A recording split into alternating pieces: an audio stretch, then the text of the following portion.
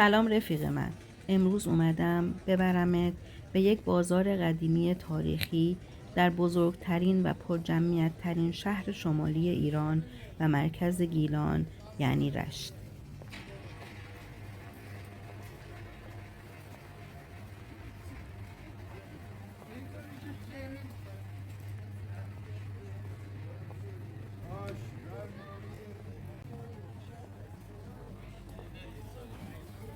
برای رفتن به این بازار باید از میدون شهرداری و از سنگفرش‌های خیابون امام رد بشی و به بازار بزرگ برسی.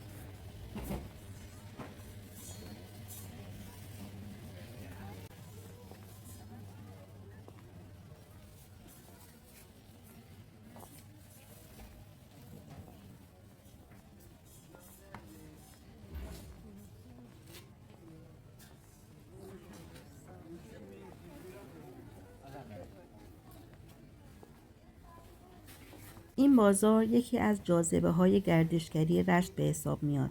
پس یادتون باشه که دوربین عکاسی رو با خودتون ببرین و از فضای زیبای این بازار کلی عکس و فیلم بگیرید.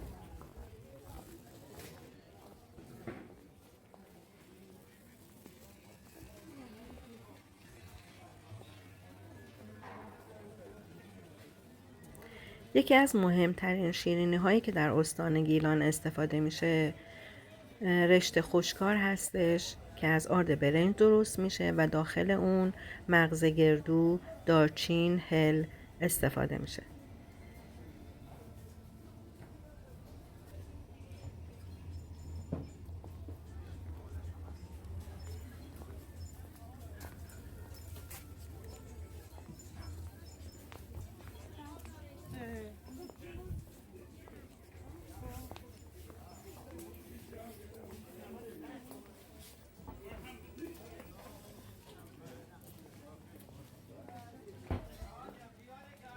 کلوچه، کوکی، چای رشت، برنج، انواع ترشی، زیتون پرورده، انواع ماهی و پرنده، مربای بهار نارنج، انواع نان و شیرینی محلی در این بازار به راحتی پیدا میشه.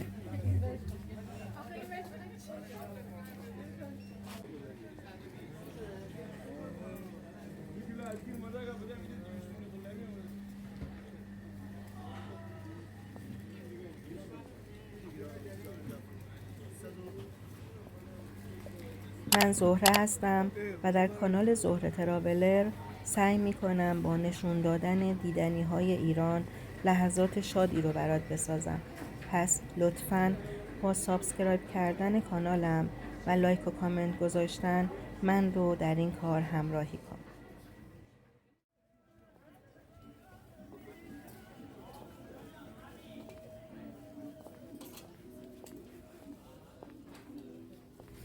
بازار بزرگ رشت عروس بازارهای محلی شمال ایرانه که از شیر مرغ تا جون آدمیزاد رو میتونی تو این بازار پیدا کنی.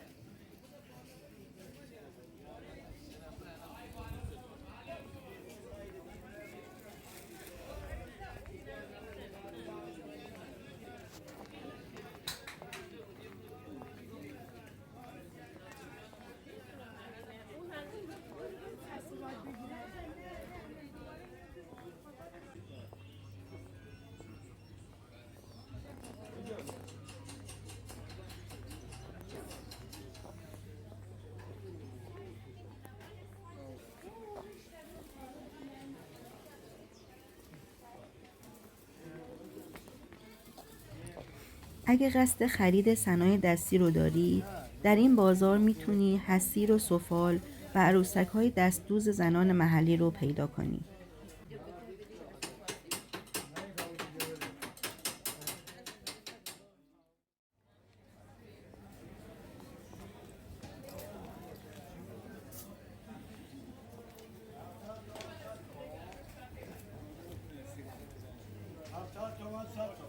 دریایی اسکنده پاک کردم واله 70 تومن 100 تومن آزاده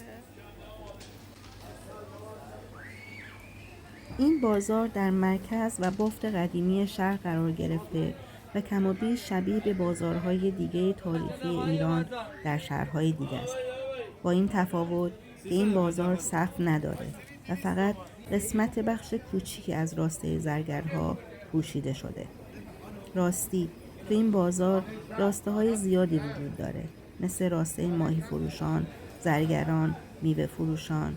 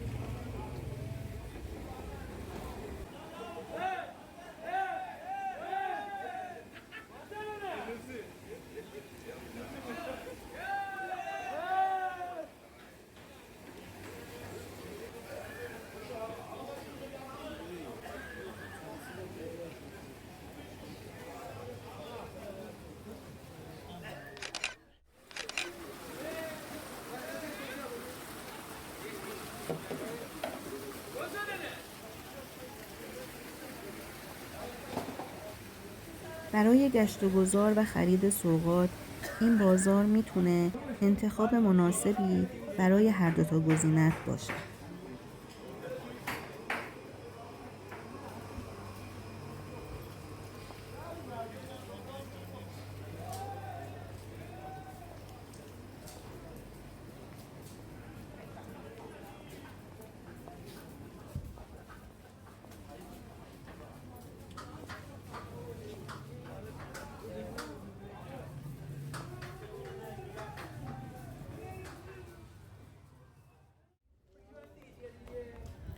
گذشته از میدونها و چارسوقهاش از 14 تا کاروانسرای قدیمی تشکیل شده که ساخت هر کدوم از اونها متعلق به دوران قاجار یا دوره پهلویه.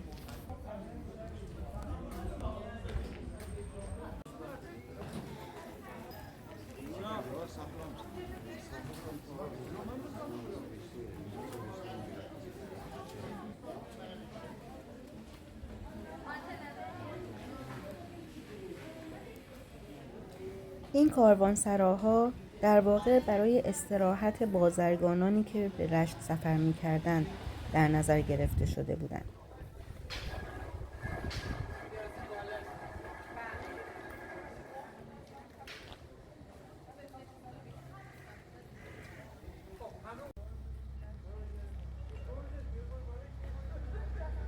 کاروانسرای ملک از داخل کاروانسرا.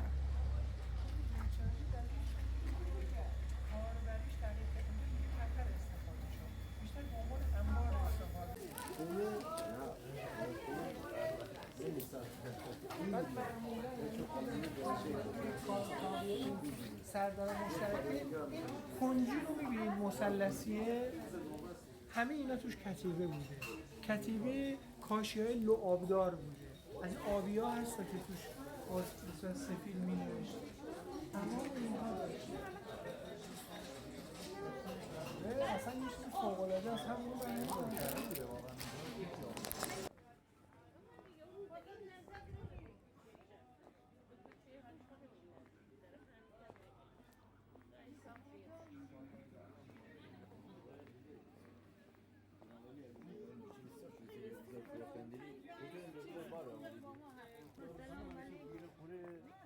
برای بخور بزرگ بخور.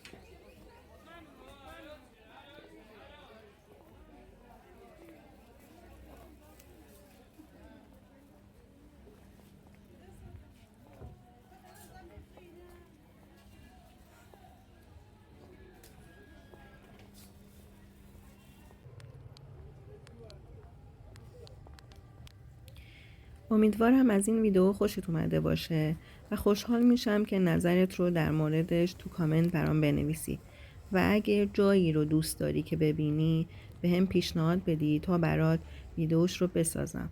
ممنون رفیق من.